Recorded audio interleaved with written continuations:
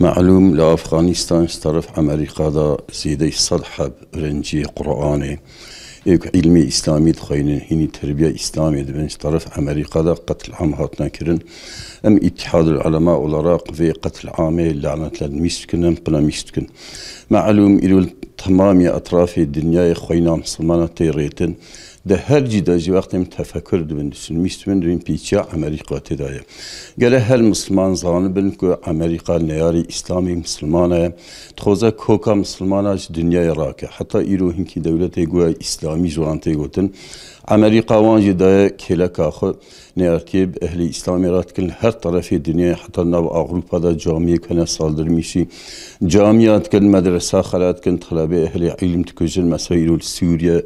باليمن بالعراق مثلا المصري لفلسطين حتى مثلا سر تركيا بر سكنن كو او مؤسسة اسلامي راكن ومؤسسة اسلامي سرية اردي راكن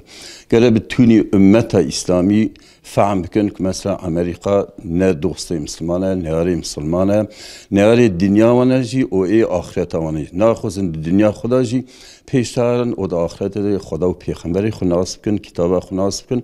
امریکا نیار دینی بی امت اسلامیه و نیار دنیا وانجی جبری های که مسلمانه که برای باوری خدا آنی بن پیغمبری خدا آنی بن کتاب خدا آنی بن گله روکی زوتر به هورا اتفاق بکن وحدت بکن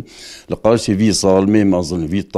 طاغوت مازن که امریکا به ایزنا یهودیا و مثل اسرائیلیا قتل عام مسلمان که جبو خاطر دنیا جا امریکا و جا اسرائیل را به یعنی به میدان او تن دنیا ده یاسمیشون جبری های دی سازی ام اتحاد العلماء العراق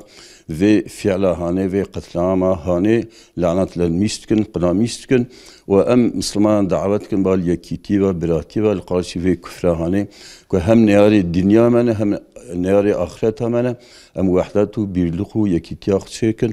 او بأمر ربي خو وقتك برام ده أمر ربي خدا بن وحده داخل شيكن يخد على هم عزتها دنياي هم شرفها آخرتي ما بسر بلندي وبروس بيكاي بحزور أخو وهم جميع الدنيا خدا بعزته وبشرف يا شميس.